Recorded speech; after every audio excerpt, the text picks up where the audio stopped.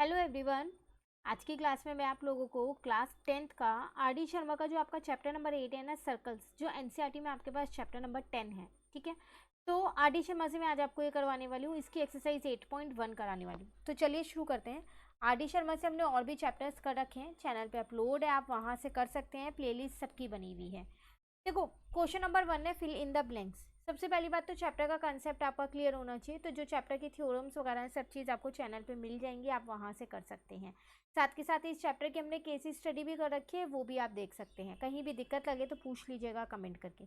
चलो शुरू करते हैं। यहाँ आपसे कह रहे थे common point of a tangent and the circle. Circle और टेंजेंट के बीच में जो कॉमन पॉइंट होता है, ये इस कॉमन पॉइंट की बात कर रहा है। ये टेंजेंट है, ये वाला जो कॉमन पॉइंट होता है, तो इसको क्या बोलते हैं? तो इसको हम बोलते हैं पॉइंट ऑफ कॉन्टैक्ट। तो इसका आंसर आ जाएगा पॉइंट ऑफ कांटेक्ट। क्लियर? उसके बाद नेक्स्ट में आपसे क्या कह रहा है, अ सर्कल में हैव डैश पैरेलल टेंजेंट। एक सर्कल में कितनी पैरेलल टेंजेंट्स हो सकती हैं? तो देखो, या तो ऐसे दो पैरेलल टेंजेंट्स बन जाएगी, या फिर दो ऐसे पैरेलल टेंजेंट्स बन जाएंगी। इसके अलावा तो नहीं बन सकती दो से ज़्यादा। तो इसका मतलब उसके अंदर टू पैरेलल टेंजेंट्स होती हैं। क्लियर है? नेक्स्ट कह रहा है a tangent to a circle intersect it in dash point. एक टेंजेंट जो है वो सर्कल पे कितने पॉइंट पे इंटरसेक्ट करती है? तो यहाँ मैंने ये फिगर बना रखी है। तो एक ही पॉइंट पे तो इंटरसेक्ट करती है, जिसे हम पॉइंट ऑफ कांटेक्ट कहते हैं, है ना। तो इसलिए यहाँ आ जाएगा हमारा 1। उसके बाद नेक्स्ट कह रहा है a line intersecting a circle in 2 points is called. एक लाइन जो सर्कल को 2 पॉइंट में इंटरसेक्ट करती है, 2 पॉइंट पे, तो उसको क्या बोलते हैं? उसको हम बोलते हैं सिकेंट। जब भी 2 पॉइंट पे इंटरसेक्ट करेगी तो वो सिकेंट होगा। ये ऐसा लिखा नहीं गया है यहाँ कि वो सेंटर से पास हो रही है, इसलिए हमने इसे सेकेंड बोला है, ठीक है। उसके बाद नेक्स्ट कह रहे हैं the angle between tangent at a point on a circle and the radius through the point is. Angle बताना है।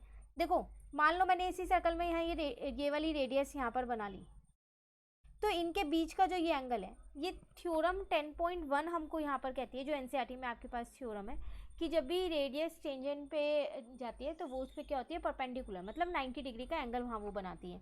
तो इसका मतलब यहाँ आएगा 90 डिग्री। क्लियर है? चलिए, अब आते हैं हम अपने क्वेश्चन नंबर 2 पर।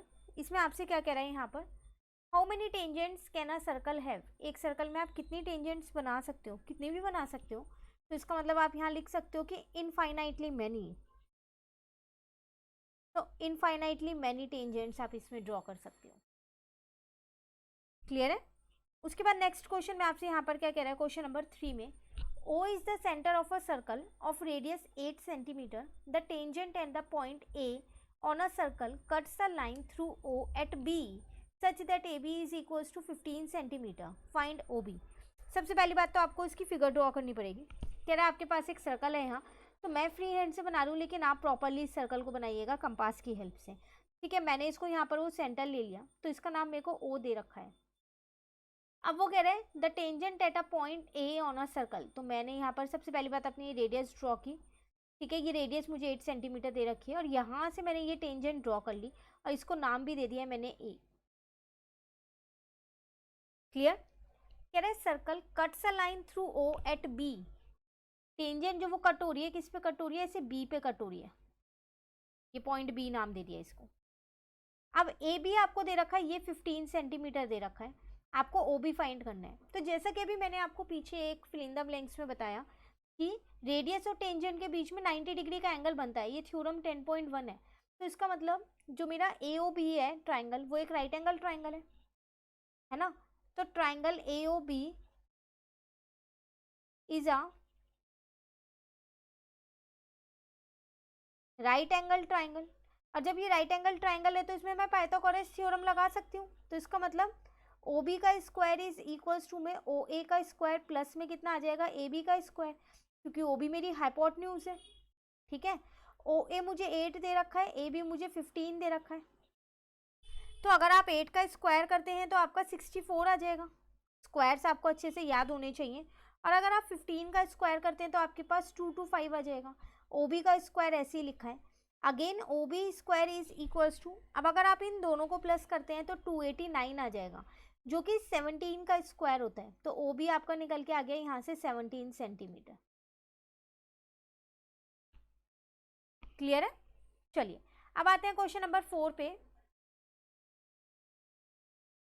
तो इस क्वेश्चन में आपसे यहाँ पर क्या कह रहे हैं, if the tangent at a point P to a circle with center O cuts a line through O at Q such that PQ is equals to 24 centimeter and OQ is equal to 25 centimeter. Find the radius of the circle. Again पहले आपको यहाँ पर figure draw करनी पड़ेगी, उसके बाद ही आप इस क्वेश्चन को कर पाओगे. तो अगर मैं इसकी फिगर यहाँ पर ड्रॉ करूँ, सबसे पहली बात मैंने फिर वही एक सर्कल को ड्रॉ कर लिया यहाँ पर. ठीक है, सेंटर यहाँ पर भी मुझे O ही दे रखा है. अब कह रहा है टेंजेंट जो है वो P पॉइंट से है, तो मान लो मैंने वो टेंजेंट बना दी और ये P पॉइंट ले लिया.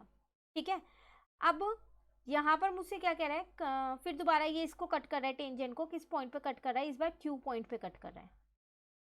PQ मुझे 24 दे रखा है, इसी के साथ साथ मुझे OQ दे रखा है 25. इस बार मुझे रेडियस फाइंड करनी है OP. तो सेम ही क्वेश्चन है, सिर्फ आपको पहले हाइपोटेन्यूज फाइंड करनी थी, इस बार परपेंडिकुलर फाइंड करना है. यहाँ आपको पता है ये 90 डिग्री बनाएगा. तो सबसे पहली बात ट्राइंगल POQ इज अ